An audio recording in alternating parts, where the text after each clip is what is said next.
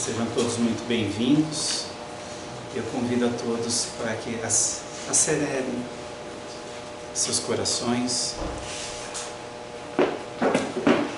para que a gente possa nos conectar com esse ambiente, nos conectarmos com os nossos mentores, os mentores dessa casa, para que nós possamos passar alguns minutos aqui de reflexão e que esses minutos de reflexão possam fazer diferença em nossas vidas, que possamos levar a palavra do Evangelho de Jesus para os nossos pensamentos, para as nossas ações, para a nossa vida. Que assim seja, graças a Deus. Bom, nós temos um tema hoje, amor e evolução. São duas palavrinhas que são totalmente conectadas. Para que a gente possa evoluir, a gente precisa praticar o amor. E para a gente poder praticar o amor, a gente precisa entender, refletir um pouquinho sobre ele, o que ele realmente é. E no Evangelho segundo o Espiritismo, no capítulo 11, ele nos ajuda a entender um pouco mais sobre o amor, porque lá é descrita a lei de amor. E a lei de amor diz o seguinte: o amor resume toda a doutrina de Jesus, porque ele, o amor, é o sentimento por excelência. Os sentimentos são os instintos elevados à altura do progresso. E lá está colocado que na partida, lá no início, nós somos mais instintos. Aí um pouco mais avançados, mas ainda corrompidos, nós somos sensações. E lá na frente, mais instruídos e purificados, aí sim nós vamos estar experimentando os sentimentos. E o sentimento mais nobre é o amor. Mas qual o amor que a gente está falando aqui? Não é o amor vulgar que a gente está no nosso dia a dia dizendo que pratica. Seja dentro de casa, com os nossos filhos, com os nossos amigos. A gente fala eu te amo quase o tempo todo. Mas às vezes nós banalizamos o eu te amo. Às vezes esse eu te amo sai da boca para fora, mas da boca para fora, não do coração para fora. Hoje se fala em amor líquido, realidade líquida, que ele molda-se de acordo com o recipiente que tem, molda-se de acordo com que a pessoa que você está se relacionando naquele momento. Não, não é esse amor. Não é esse amor que Jesus veio nos ensinar.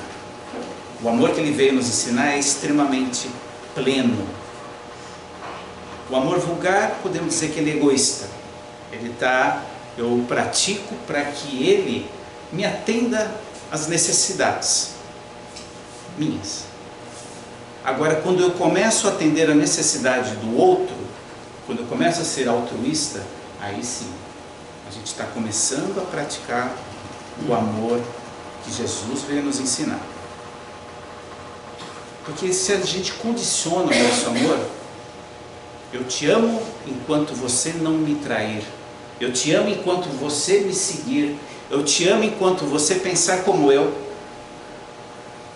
Aí você começa a pensar diferente, começa a divergir, aí eu passo a não amar mais.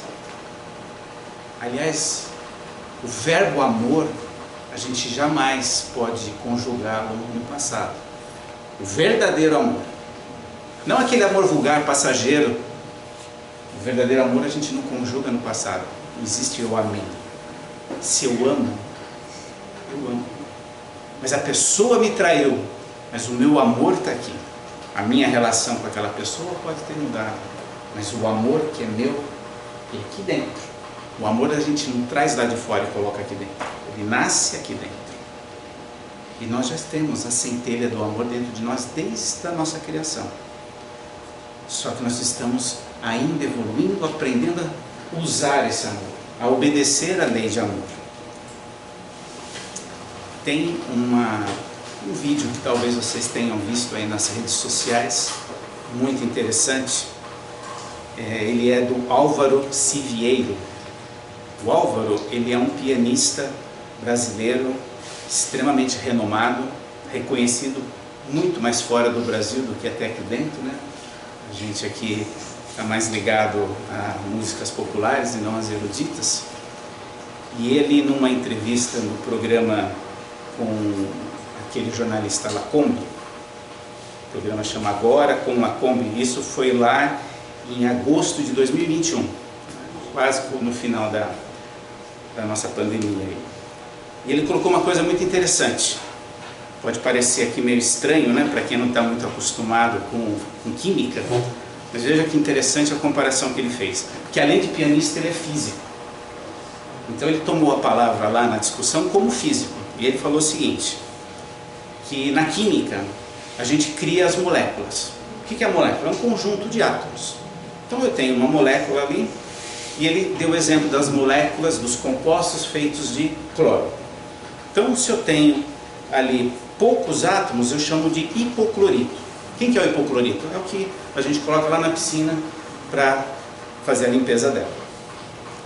Aí eu coloco um oxigênio a mais, um átomo a mais lá, ele passa a ser clorito.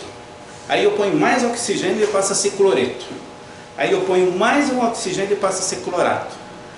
Aí eu chego no limite de oxigênios que eu consigo colocar lá dentro dessa molécula, ele passa a se chamar perclorato.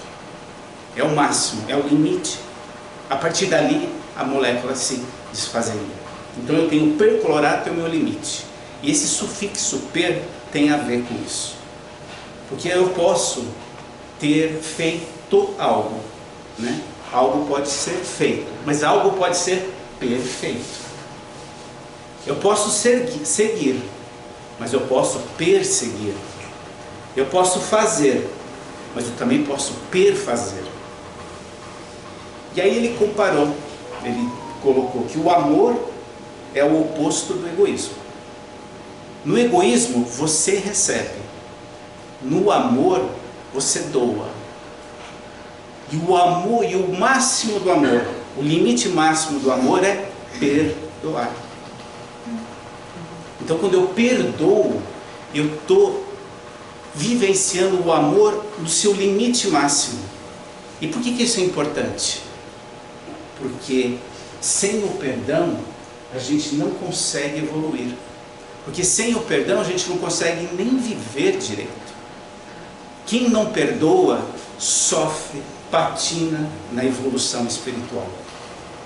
E olha que nós todos estamos sujeitos a isso, porque perdão é talvez a tarefa mais difícil que nós assumimos antes de reencarnar.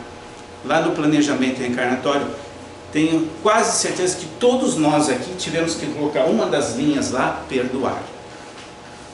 Porque os nossos desafetos das vidas passadas estão aqui, na nossa família, no nosso ciclo de amizade, no nosso trabalho.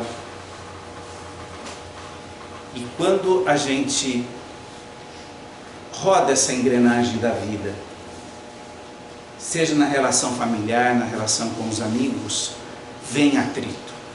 E o perdão é o lubrificante para esse atrito. É o lubrificante da engrenagem da vida. E perdoar é o amor no seu grau máximo. Amor é permanência. Ao per de novo aí. Quando a gente vê casais lá, já na idade bem avançada, juntos, permanecendo juntos, eles são merecedores de aplausos. Porque para se ter 50, 60 anos de relação, eu tenho essa felicidade dos meus pais terem aproximadamente 60 anos de relação, a permanência de um com o outro só foi possível por causa desse sufixo per, do perdão. Porque tenho certeza que o meu pai magoou a minha mãe magoou meu pai, ou a gente se magoa com o que fazem conosco e não necessariamente a pessoa tinha a intenção de nos magoar. Porque as coisas, o mundo vai fazer coisas que a gente não vai gostar conosco. Isso é normal. Nós estamos num mundo de provas e expiações. Só que aquilo que nós vamos fazer com aquilo que fizeram com a gente, depende da gente. Então eu posso passar a vida sem se magoar, mesmo os outros me magoando. Depende, não me atingiu, isso vai passar, foi só um momento ruim dessa pessoa. Então o amor é permanência. E quando eu estava me preparando para essa preleção, eu ouvi uma preleção de um colega nosso do Espiritismo, exatamente do mesmo tema. Ele se chama Arilson Ferraz. O Arilson é um psicólogo. Ele é psicólogo, escritor, orador e cantor espírita. E ele é um psicólogo pós-graduado no seguinte tema, olha que interessante: psicologia psicanalítica em tanatologia e luto. O que é tanatologia, essa palavra complicada? É o estudo científico da morte. É o estudo de como a mente humana trabalha com a morte. Esse é um estudo científico. E imagina um estudo desse feito por um espírita estudioso. Imagina o quanto que ele não pode agregar para os pacientes dele. E ele falou que foram centenas de pacientes. Só que ele chamou a atenção de um caso muito interessante aqui para a nossa reflexão. Uma senhora chegou, amparada pela irmã, porque mal conseguia caminhar, com uma aparência extremamente debilitada, cansada. Falou que dava a impressão que ela não comia há dias, ela não dormia há dias, extremamente acabada. E aí ele teve que iniciar a consulta e perguntou a razão, por que a senhora está nesse estado? E ela disse o seguinte: o meu marido me trocou por outra mulher depois de 30 anos de casamento. E ela, com aquele aspecto doentio, acabada, ele simplesmente perguntou assim: mas por que a senhora sofre? Achou estranho. Eu sofro porque eu o amo muito, eu amei a vida inteira e ele foi embora. Aí ele falou o seguinte, falou: a senhora me perdoa, mas a senhora não o amava. Não era amor. Como não? Olha o meu estado aqui. A gente só consegue doar para o outro aquilo que a gente tem. Se eu não tenho dinheiro, como é que eu vou doar dinheiro? Se eu não tenho amor, como é que eu vou amar? Eu vou doar amor. Se a senhora amou tanto e ama tanto, a senhora está cheia de amor. Se a senhora está cheia de amor, aí está o amor próprio. Cadê o seu amor próprio? Ela parou para pensar. E, claro, acho que não foi fácil ouvir isso, né? Se colocando no lugar dela, porque a dor veio, o sofrimento veio, como vem para todos nós, nas perdas que nós temos. A Larissa me desafiou para uma preleção que a gente vai fazer, acho que em junho, para a gente lidar com as perdas. Então já veio um spoiler aqui, já, né? Que o alto amor, ele é fundamental para que a gente possa lidar com as perdas que a gente tem. A lei de amor, ela é imutável.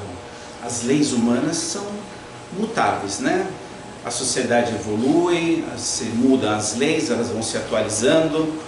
Tem leis que são colocadas e a gente não segue, né? Nós estamos no país que a gente infelizmente fala que tem leis que pegam e as outras que não pegam, mas as leis divinas não. Essas não dá para desafiar, igual as leis físicas, né? A lei da gravidade, se eu tropicar aqui eu vou cair mesmo, a gravidade vai me puxar lá para baixo. E a lei de amor não é diferente. Se eu infrinjo a lei de amor, eu tenho as consequências. Eu vou levar o tombo. Então eu tenho que entender como é que eu vou me posicionar com a lei de amor. Porque eu sabendo me posicionar de acordo com a lei de amor, eu vou poder usufruir e desfrutar do amor. Só que nós ainda estamos muito ligados a instintos. O amor é um sentimento e o mais nobre deles.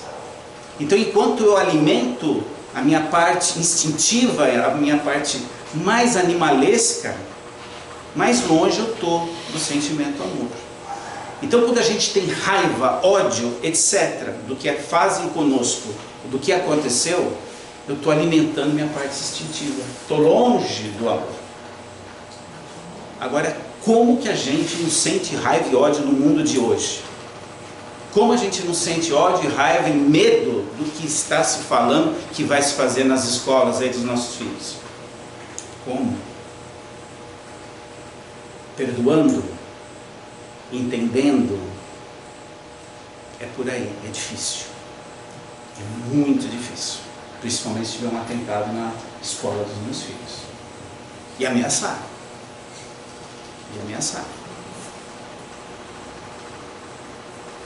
Mas a gente tem que seguir em frente. Mesmo que Deus o livre, nós percamos um filho, um ente querido, nós temos que continuar seguindo. Nós temos que continuar seguindo, porque a gente sabe que nós temos um Deus perfeito, que zela por nós. E tudo que acontece tem uma razão de ser. Então a gente precisa colocar embaixo do braço uma virtude importantíssima para a gente estar seguindo na direção dos instintos para o amor. Se chama humildade. E humildade de entender as coisas, a humildade de se posicionar, a humildade de estar tratando com os outros. E é muito difícil. Porque a hora que a gente acha que tem humildade, pronto, perdemos. Na hora que eu acho que eu sou humilde, pronto, perdeu, já não é mais humilde. Humilde não é uma característica, uma virtude que você declara para os outros. Jamais. Os outros que enxergam a humildade em você. E um exercício prático para a humildade, já que ela é tão difícil, de se alcançar essa virtude, é praticar a caridade. Porque a hora que eu estou praticando a caridade, o que acontece? Se eu estou tomando conta do outro, do próximo, daquele irmão que está menos favorecido que eu não estou lembrando de mim, eu estou deixando o egoísmo de lado, nem que seja só naquela hora.